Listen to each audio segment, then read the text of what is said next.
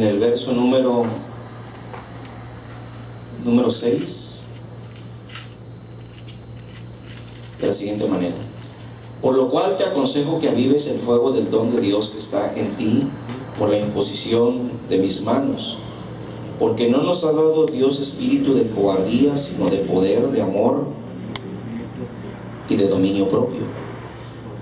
Por tanto, no te avergüences de dar testimonio de nuestro Señor, ni de mí, preso suyo, sino participa de las aflicciones por el Evangelio según el poder de Dios, quien nos salvó. Oiga bien esta frase: quien nos salvó y llamó con llamamiento santo, no conforme a nuestras obras, sino según el propósito suyo y la gracia que nos fue dada en Cristo Jesús antes de los tiempos de los siglos, pero que ahora ha sido manifestada por la aparición de nuestro Salvador Jesucristo, el cual quitó la muerte y sacó a luz la vida y la inmortalidad por el Evangelio.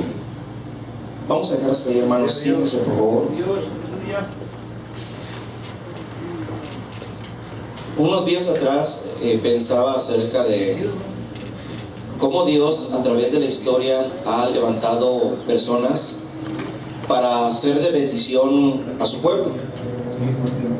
Dios ha levantado gente alrededor nuestro que ha inquietado para que nos hable la palabra, para que ore por nosotros, para que nos muestre el camino de luz cuando estábamos en tinieblas, para que impongan la operación de Dios, la operación de sanidad, la operación de buen consejo depositados en ellos, para que nos ministren a nosotros y nosotros recibamos la dirección correcta, la sanación esperada. Hermano, la respuesta que nuestra alma anhela. Y Dios ha utilizado siempre a gente para poder transmitirnos pues su palabra y sus grandes dotes y maravillas. Dios, con su Espíritu Santo, en la época de la iglesia, ha facultado a gente de una manera poderosa. Ha puesto dones, ha puesto poder, autoridad, ha puesto señales y prodigios en uno y en otro, con todo el objetivo de bendecir a su pueblo. Y es que nosotros, como seres humanos, somos contemplados ante los ojos de Dios como gente necesitada, como gente que, si Él nos abandona, pereceremos. Si Él se hace a un lado, no encontraremos, hermano, el camino de retorno a Él. No llegaremos nunca a la eternidad. No superaremos las crisis temporales, mucho menos lo que eternamente se le depara a aquel que no encuentre a Cristo hoy en día. Aquel que no obtenga la salvación del alma. Y creo que en ese sentido somos tan precarios que necesitamos ayuda. Una ayuda, mi hermano, que se levanta como una necesidad latente, una necesidad clara, porque no hay forma, no hay rescate en el humano ni en sus medios para poder lograr lo que el ser humano realmente ocupa, para poder restaurar su comunión con Dios, para poder, hermano, llegar a conquistar la eternidad misma. El hombre vive de una manera precaria ante los ojos de Dios, está destinado a la condenación.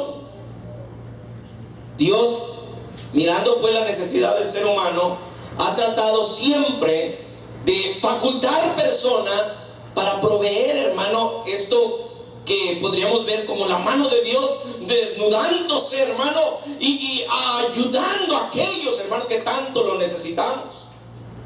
Cuando uno ve a través de la historia, uno puede ver en el profeta, en el sacerdote, uno puede ver en el facultado apóstol, en el pastor, en el evangelista, en el discípulo, alguien que Dios ha puesto esos elementos claros para poder, hermano, guiar al pueblo de Dios. Cada uno en su tiempo, cada uno en su dispensación, pero todos podemos ver la mano de Dios siempre tratando de ayudar, de salvar a su pueblo.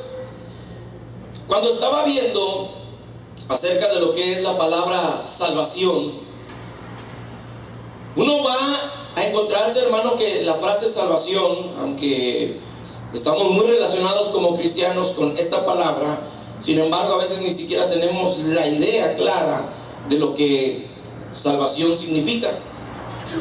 Entonces, para ser más, ¿qué le puedo decir?, metódico en esto, me fui a buscar el término, cómo se conceptúa, y aunque lo tenemos aquí adentro y también dentro del corazón bien plantado, bien especificado, sin embargo hay ocasiones que un poco más de dirección, un poco más, hermano, de instrucción realmente complementa algo que ya tenemos aquí adentro y que posiblemente puede estar todavía, hermano, con ansia de explorar y de completar, si es que acaso nos falta, hermano, este tipo de concepto para entenderlo claramente. Amén.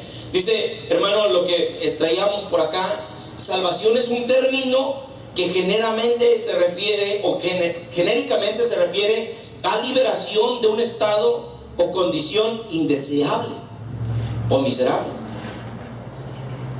Hay diferentes tipos, hermanos, de salvación. Hay salvación física y hay salvación del alma.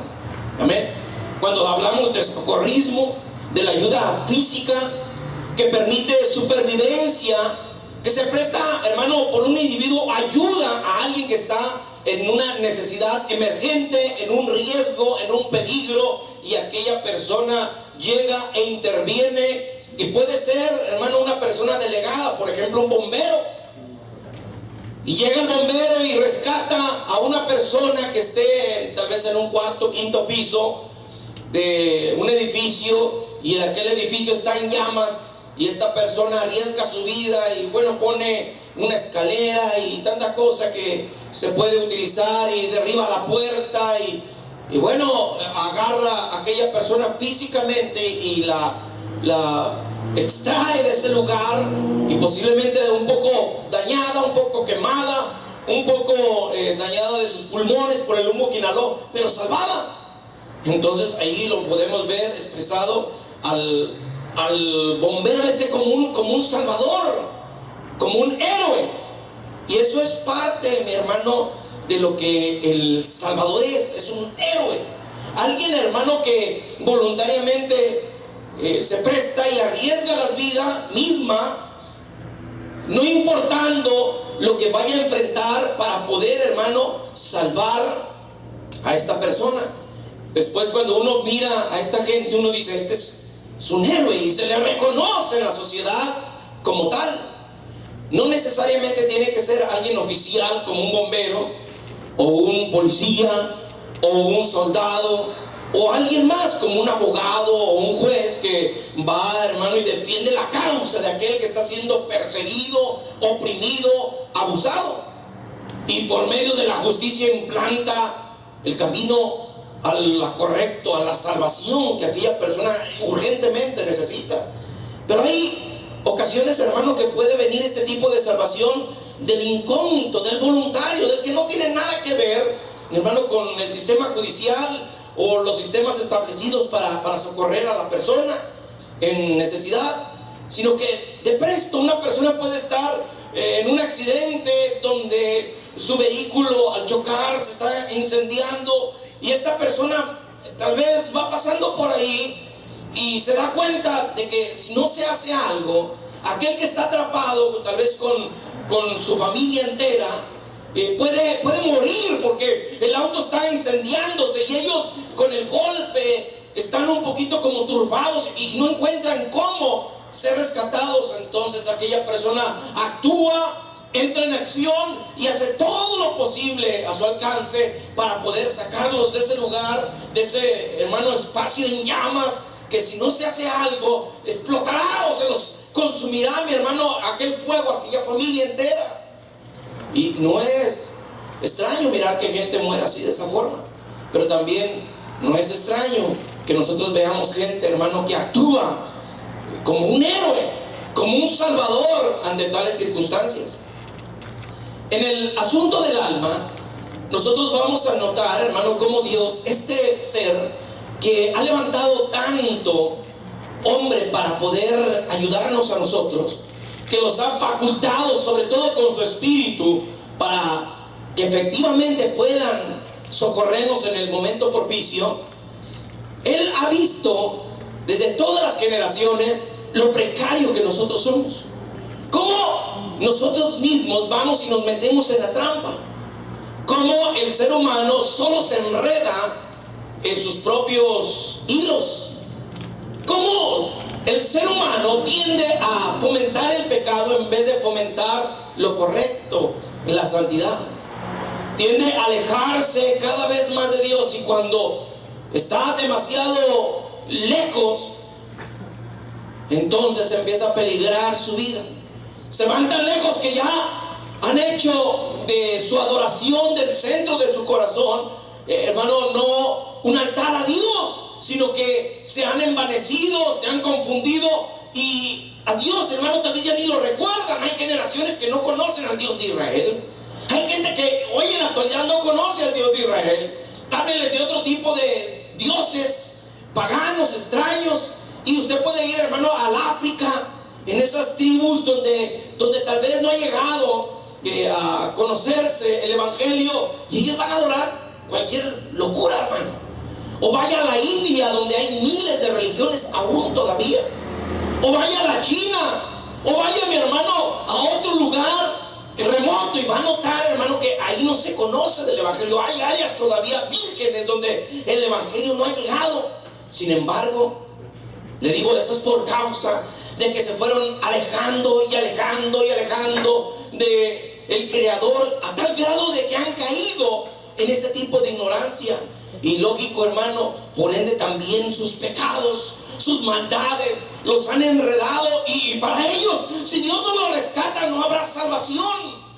Y qué decir también de aquellos, hermano, que conocen de Dios, que han tenido a través de la historia y de su cultura una línea de secuencia cristiana, pero están sumidos en religiosidad, sumidos en prácticas, en ritualismos, y no conocen a Dios personalmente. Porque déjeme decirle algo, hermano. Si una persona es salva, es porque personalmente Dios vino y le salvó. Dios vino y trabajó en él. No es que el pastor haya llegado a ti, no es que el diácono o fulano o mengano o el evangelista que sale en la televisión, nada de eso. Ninguno de nosotros podemos ejecutar lo que Dios puede ejecutar, que es la salvación del alma. Solo Dios puede hacerlo. Nosotros solamente somos instrumentos que Dios utilizará al poner algo especial para hacer su trabajo, el trabajo de Él. En parte, Él realizará todo lo más importante. Entonces hay gente que está acá y en otras congregaciones que posiblemente no conozcan de Dios, que no conozcan genuinamente a su Salvador.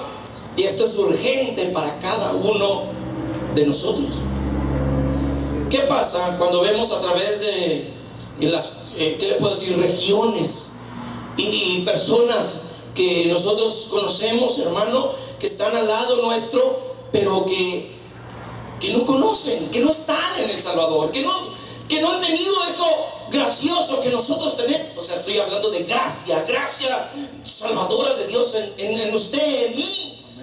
Entonces usted nota, hermano, que la gente está sumida en delitos, en pecados, en maldades, en injusticias. Están alejados totalmente del Creador. Esto no es un fenómeno que hoy se esté dando, se ha dado por todo el tiempo. Y en este tipo de pensamiento, días atrás, el Señor, hermano, me ponía, por ejemplo, el caso que se lee en Jueces capítulo 2. Usted sabe que Dios introdujo a la tierra prometida a Israel y sacó a muchos de aquellos pueblos que eran originarios de aquella área, pero paganos, gente mala, la cual Dios, hermano, tuvo que remover para establecer a su pueblo Israel, y lo introdujo por manos de Josué. Pero, hermano, Josué muere y así sucesivamente vienen gente que Dios levanta, y no hay nada mejor que plasme, hermano, esta secuencia como lo hace Jueces capítulo 2, porque la intención de aquel pueblo no fue preservar los estatutos, el amor a Dios, el seguir a Dios, sino que las generaciones que se iban levantando, hermano, créame que conforme esto uno lo observa, uno se da cuenta de que tan necesitada es esta generación como la que viene, tan pecaminosa ha sido esta generación y la pasada como la que vendrá. Y note, hermano, Jueces capítulo 2 verso 11 dice: después los hijos de Israel hicieron lo malo ante los ojos de Jehová, después de que Dios les había dado todo. Dice: y sirvieron a los Baales y dejaron a Jehová, Dios de sus padres, que los había sacado de la tierra de Egipto, y fueron tras otros dioses, los dioses de los pueblos que estaban a su alrededor, a los cuales adoraron y provocaron a ir a Jehová. Y dejaron a Jehová y adoraron a Baal y a Astarot, y se encendió contra Israel el furor de Jehová, el cual los entregó en manos de robadores que los despojaron, y los vendió en la mano de sus enemigos alrededor, y no pudieron ya hacer frente a sus enemigos. Nota el verso 15, dice: por donde quiera que salían salían, dice, la mano de Jehová estaba contra ellos para mal. Jehová había dicho, y como Jehová se lo había jurado, estuvieron en gran aflicción. Y Jehová levantó, oiga bien el verso 16, jueces que los librasen de la mano de los que los despojaban.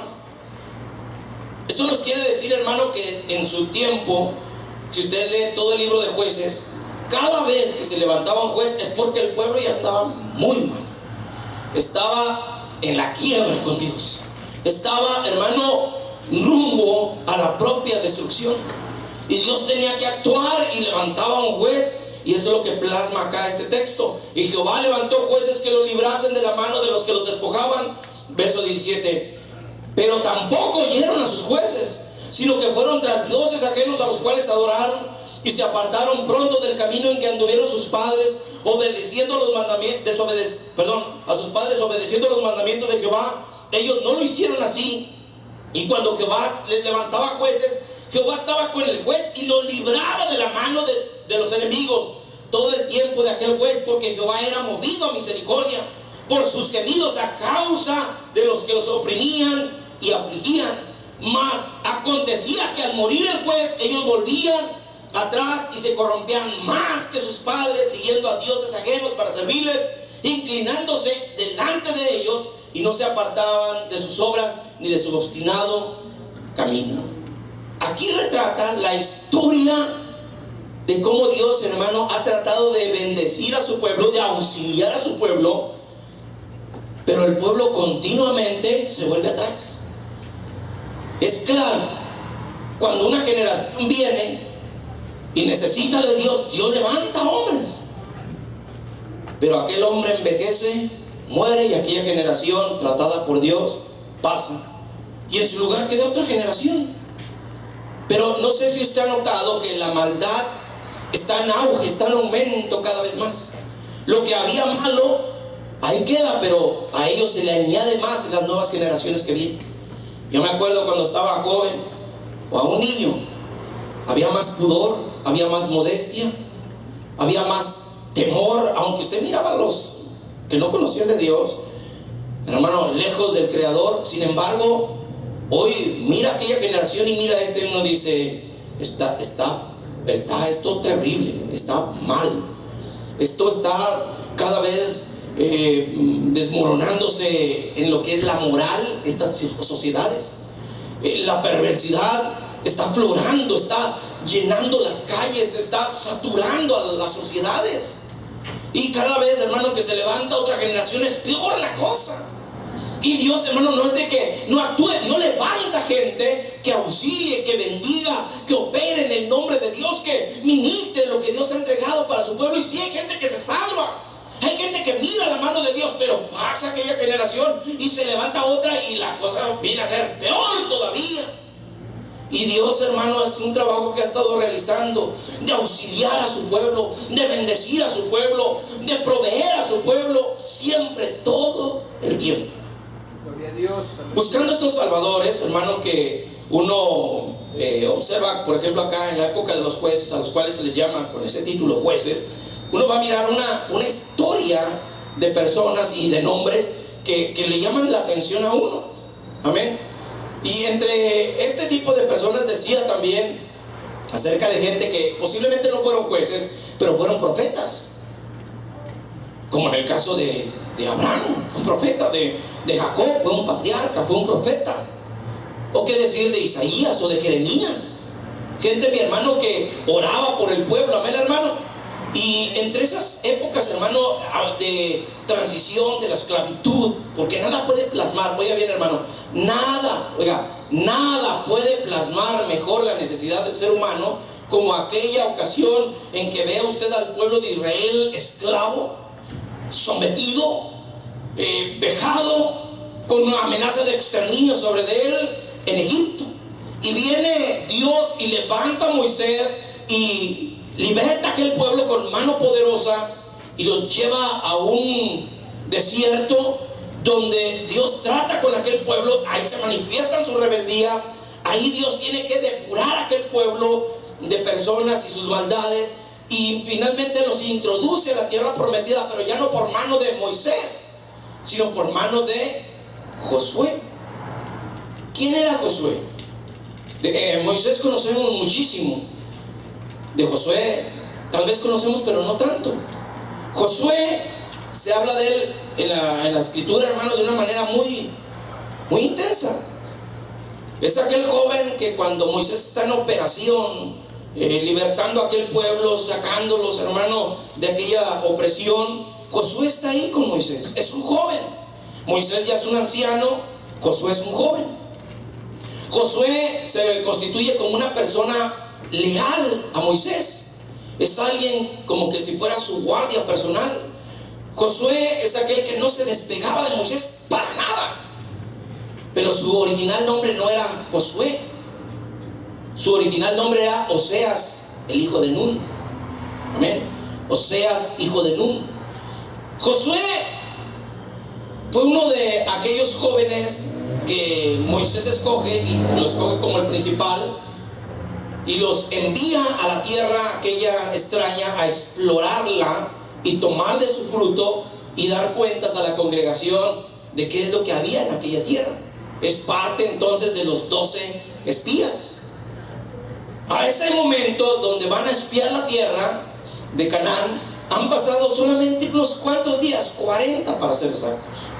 Desde que salen de la tierra de Egipto, hermano, de aquella esclavitud, atraviesan el mar, hasta ese momento donde, hermano, van a expiar y regresan aquellos, hermanos, espías con el fruto, con la evidencia. Josué, ya es llamado así de esa forma, Josué, pero su nombre era Oseas, hijo de Nun. Uno mira a este joven, hermano, que, por ejemplo, cuando en ese momento, todavía entre esos días, usted puede ver a Moisés que sube al monte a recibir los mandamientos de Dios, y Dios está, hermano, dándole mandamientos, dándole las ordenanzas, y de entre el pueblo solamente Josué fue el permitido a ir con Moisés hasta cierta distancia. Y Josué no estaba en el pueblo o en el campamento cuando el pueblo, hermano, se hizo el becerro de oro, hizo aquella inmoralidad que se enmarca en las escrituras. Josué estaba, hermano, allá con Moisés, aunque no, hermano, en la presencia de Dios, pero a cierta distancia. Josué, hermano, como dijimos, es una persona que va cobrando confianza. Es aquel al cual cuando llegan los amalecitas y atacan el campamento de Israel en la retaguardia, Moisés le dice a Josué: agárrate a los hombres de guerra y ve y pelea contra Amalek, y yo voy a estar en el monte orando por ti y por el pueblo. Y Josué agarra a aquellos jóvenes todavía inexpertos en la guerra y empiezan a pelear contra los amalecitas. Esa fue la inauguración de sus batallas. Y así sucesivamente lo vemos creciendo a este Josué, hasta que cuando Moisés, ya después de 40 años, Está en el Pentateuco redactándose esto, hermano, y se pone la evidencia de cómo Josué ha pasado la prueba. De los espías aquellos y de mucha congregación, hermano, solamente Caleb y Josué salieron vivos, hermano. Solamente. Y se levantó una nueva generación que temía a Jehová. Y a esta nueva generación, hermano, Dios les pone por medio de Moisés a este líder, a Josué, el cual, hermano, le impone las manos y se traspasa el poder. Y Josué, hermano, mira a su líder que queda en el monte Nebo muerto, y ahora él tiene que sacar a ese pueblo de aquel desierto, de aquella calamidad donde no había agua. Dios tenía que abrirles, hermano, las fuentes donde no había agua, de una piedra estéril. Miraban milagros excepcionales, lógico, claro. Tenía, hermano, al no haber labrados, tenía Dios que poner un rango alrededor de Israel, de sus campamentos, un milagro también notorio, donde esa parte del desierto florecía y daba maná para que el pueblo comiera. Y fueron 40 años, hermano, de provisión divina sobre de ellos. Pero tenían que salir de eso, tenían que pasar a poseer lo que Dios les había dado. Mientras estuvieran en ese desierto, serían unos nómadas, unos inseguros, hermano, un pueblo sin patria, pero que tenía una promesa de entrar en un lugar especial. Pero ¿qué tenían que enfrentar? Tenían que enfrentar a muchos pueblos, a reyes, a pueblos de gigantes, bien armados, hermanos, ciudades amuralladas. Esto era tremendo. Mirar, hermano, el gran desafío a enfrentar. Pero fue Josué, aquel hombre, hermano, que Dios confía para semejante tipo de proyecto. Sería el liberador, más que todo el salvador de aquella circunstancia, para ser introducidos, hermano, en la tierra que Dios había jurado a sus padres Abraham, Isaac y Jacob. Pero ¿qué significa el nombre Josué? Yoshua, amén. Y significa, a ver si les suena el nombre, Jehová salva, o Jehová es salvación. Si usted se da cuenta de lo que acá estamos diciendo, es de que el nombre Josué es el nombre del Salvador. Lo que hizo Moisés, le dijo: ¿sabes que ya no te vas a llamar Oseas? Ahora tú eres el Salvador. Tú vas a ser el que va a sacar a este pueblo y los va a librar de este tipo de circunstancia que está pasándonos, y vas a meterlos en aquel lugar que Dios ha preparado para nuestros padres. Tú vas a ser el Salvador que nos va a sacar de esta situación. Y así, hermanos, se muestran distintos tipos de personas que tal vez no tienen ese título o ese nombre que se les imputa, pero sí, mi hermano, es la función que ellos tienen que desarrollar. Amén. Nosotros miramos a un predicador que está esforzándose, o a un hermano evangelista que está allí, no necesariamente en un púlpito, pero en la calle, repartiendo tratados. Se está esforzando por salvar al pecador, hermano, por aplicar la obra de Cristo en esa persona. Dios lo ha levantado para que se aplique la salvación de Dios en él, y Dios opera de esa forma. Así Josué, hermano, Dios lo pone ahí para poder hacer un trabajo especial. Hermano, Josué, cuando entra a la tierra aquella que había que conquistar, empiezan destruyendo Jericó de una manera milagrosa. Después se enfrentan de una pequeña derrota, después se enfrentan, hermano, a la misma tribu y la destruyen. Después, hermano, hacen alianza con gabaonitas, y aquellos gabaonitas, hermano, se ven en peligro de extinción porque varios reyes, 5 para ser más claros, llegan y se levantan una multitud enorme, grandísima. Iban a destruir, hermano, aquel pueblo, y llega, hermano, Josué con aquel ejército que Dios había levantado, que había renovado en el desierto, que estaban deseosos por conquistar, liderados por aquel Salvador Josué. Entran en batalla, hermano, y rescatan a Gabaón, hermano, y libran aquella tierra, hermano, de la opresión, y empiezan a establecerse, hermano, los israelitas en aquellos lugares que conquistaron al arrebatarle, hermano, el territorio a estos 5 reyes, y aparte de los que ya habían caído. Y uno ve a este Josué Josué conquistando y conquistando y conquistando, hasta que llega el momento que él envejece. Pasados los 100 años, Josué ya no es el mismo. Ya han pasado las edades sobre su vida y prácticamente él tiene que pasar a la presencia de Dios. Y él, hermano, les exhorta al pueblo. Usted puede leerlo, hermano, en las Sagradas Escrituras, al final del libro de Jueces, también al principio, mi hermano, al final de la vida al principio, perdón, del libro de los Jueces y al final del libro de Josué. Pero de una o de otra manera, usted mira el descenso o el descanso de uno que salvó a Israel. Así podemos hablar de Gedeón, un hombre que Dios levanta para salvarlo de la precaria situación que estaba pasando Israel bajo la opresión de los madianitas. Así podemos hablar acerca de una mujer como Débora. Fue algo excepcional, fue algo único, fue algo que donde Dios, parecer, hermano, nos da una muestra de que hay excepciones donde se rompe, hermano, tal vez una línea de orden y levanta una mujer porque ningún hombre quiso tomar la responsabilidad, y esta mujer, hermano, profeta, lidera al pueblo, lógico, bajo también, hermano, la ayuda de un caudillo por allá, hermano, y liberta también a Israel. Y así usted va a mirar a uno y a otro a Jefté, hermano, y usted va a mirar en la época de los reyes a David, o va a mirar, hermano, a otros, como dije, que se han levantado para dar salvación a su pueblo. Pero todos, cada uno de ellos, cada uno de esos, hermano, David que derrotó al gigante, hermano, y así otros, cada uno de esos salvadores fue muriendo. Y la generación, aquella que se había concientizado y que se había alineado por los consejos de aquellos, hermano, que Dios había levantado, pasa también. Y después viene la corrupción nuevamente. Pareciera ser que esta es la situación. Dios levanta salvadores a través de la historia y la gente es rescatada. Y la gente es preservada en ese redil de Dios. Pero media vez muere aquel pastor o aquel salvador que Dios puso, aquellas ovejas, hermanos, se descarrían, se van sin dirección. Hoy en la actualidad no es la excepción, hermano. La época en la que nosotros estamos viviendo es crítica. En la época de Zacarías, oiga bien, hermano, Dios levantó a otro Josué. Este Josué es el sumo sacerdote. Se lee también bastante de Josué, sobre todo son de aquellas personas que vinieron después de la cautividad.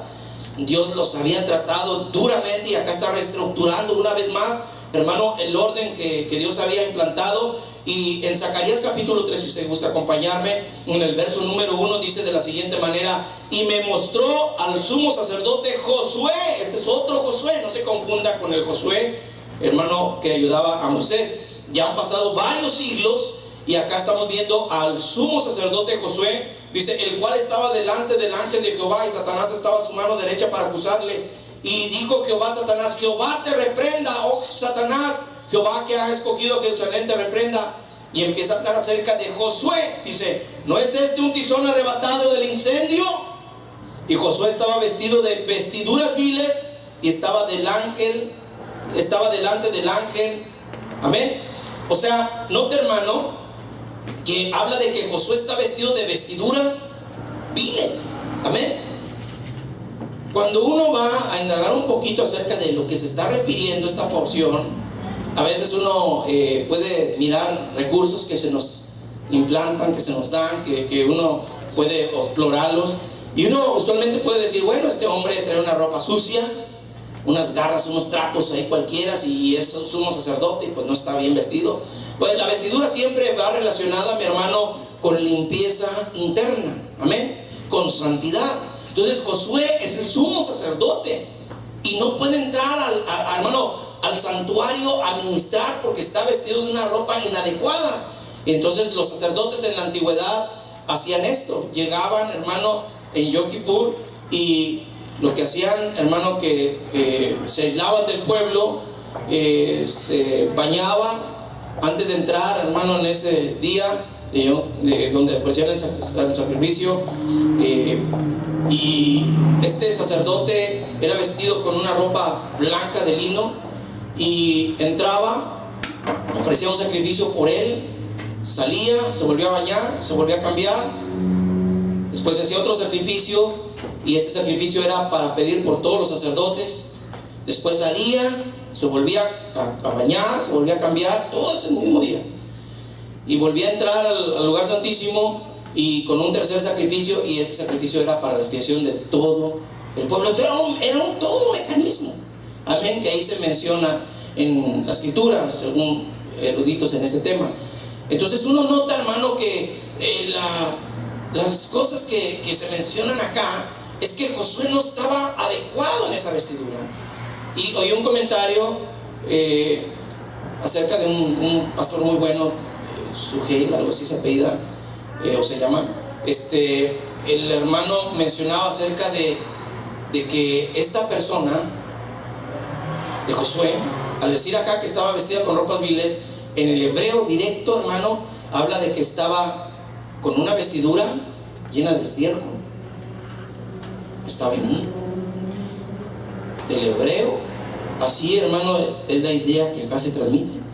Entonces usted se puede dar la idea de lo corrupto que estaba en ese momento el pueblo, la situación, y también, hermano, las facultades de alguno que pudiera llegar y ser útil para que Dios actuara. No había forma, hermano. Por eso cuando usted mira acá, está Satanás, hermano, ahí, y está acusándolo y dice, este está en inmundicia. Este está vestido de algo inmundo, vestidura vil, manchada de su inmundo. Entonces no podía entrar en el santuario a ministrar. Por eso, hermano, hay una reprensión de parte de Dios hacia Satanás, y empieza a darse la orden, y dice en el verso 4: y habló el ángel y mandó a los que estaban delante de él, diciendo, quita esas vestiduras viles, y le dijo, mira, he quitado de ti tu pecado y te he hecho vestir de ropas de gala. Dijo, pues pongan mitra limpia sobre su cabeza, y pusieron una mitra limpia sobre su cabeza y le vistieron de las ropas. Y el ángel de Jehová estaba en pie, y el ángel de Jehová amonestó a Josué diciendo, así dice Jehová de los ejércitos, si anduvieres por mis caminos y si guardares mis ordenanzas, también tú gobernarás mi casa, también guardarás mis atrios, y entre estos que aquí están te daré lugar. Dice, oiga bien lo que dice este texto último, en el verso 8. Escucha pues ahora, Josué, sumo sacerdote, tú y tus amigos que se sientan delante de ti, porque son varones simbólicos. Y note este tipo de frase: y aquí yo traigo a mi siervo el renuevo. Este siervo, el renuevo, es alguien, hermano, que Dios en su trabajo de bendecir a su pueblo, es el mismo Jesús el que renovaría el trato de Dios con los hombres, el que pondría su vida en expiación por nosotros, el que nos lavaría, el que nos salvaría.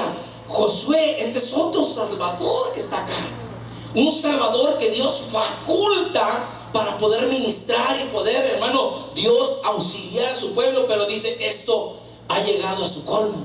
Los salvadores temporales no pueden más que ayudar un poquito a esta generación y se acabó. Pero viene un renuevo, viene un Salvador supremo, viene un Salvador, hermano, más grande. Viene ese renuevo que está prometido, hermano, y a través de las escrituras podemos desenvolver esto y mirar, hermano, a Dios mismo mostrándose como ese Salvador, como ese renuevo. Oiga bien, hermano, Oseas capítulo 13, note esto, el verso 4.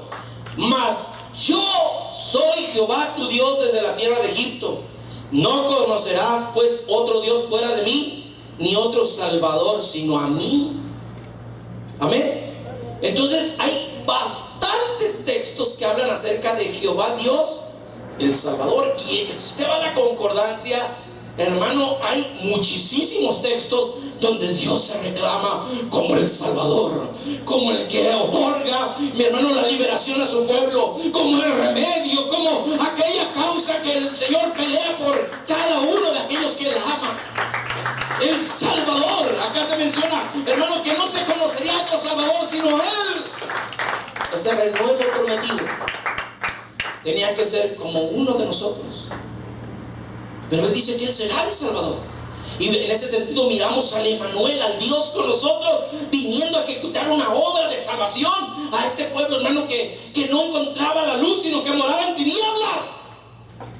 Miramos a un pueblo, hermano, necesitado de una salvación más profunda, no temporal, no, hermano, un parchecito mientras pasan las cosas. No, necesitamos un Salvador que persevere, que sea efectivo. Necesitamos un Salvador, hermano, ese era el clamor y la necesidad profunda. Un Salvador completo, eterno.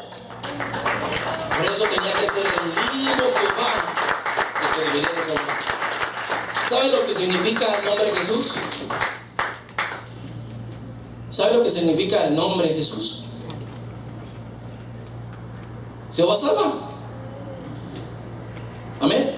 Jehová salva, o Jehová es Salvador. Amén.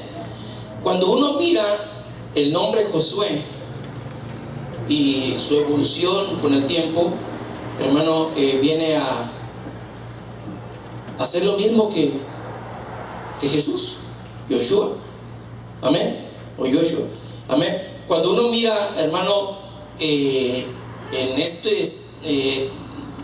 ¿cómo le puedo decir? Recursos de etimologías,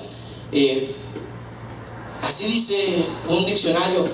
Tiene, hermano, el nombre de Jesús, hermano, concretamente que provenir del término Josué, o Jehová es Salvador. Ahora, note, hermano, lo que dice Isaías 59. Note, hermano, amén, en el verso 11. ¿Cómo estaban aquellos hombres?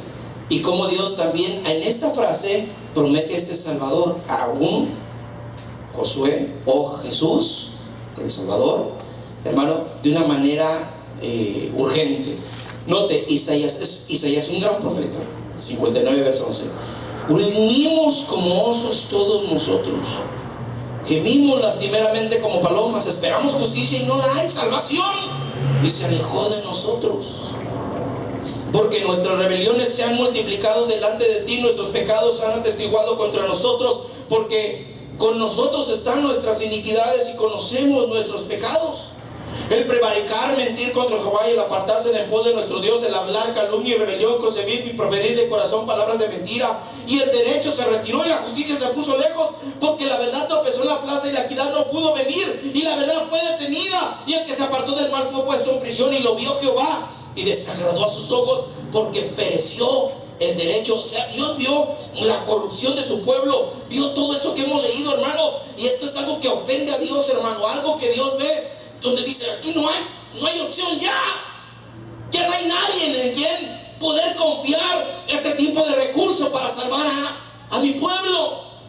Dice acá el verso 16, y vio que no había hombre, y se maravilló que no hubiese quien se interpusiese, y lo salvó su brazo, y le afirmó su misma justicia. Oiga, qué verso tan maravilloso es el verso 17. Qué verso que usted tiene que absorberlo y deleitarse. Dice, pues de justicia, ¿quién se vistió? Dice, pues de justicia se vistió como de una coraza. Jehová el Salvador.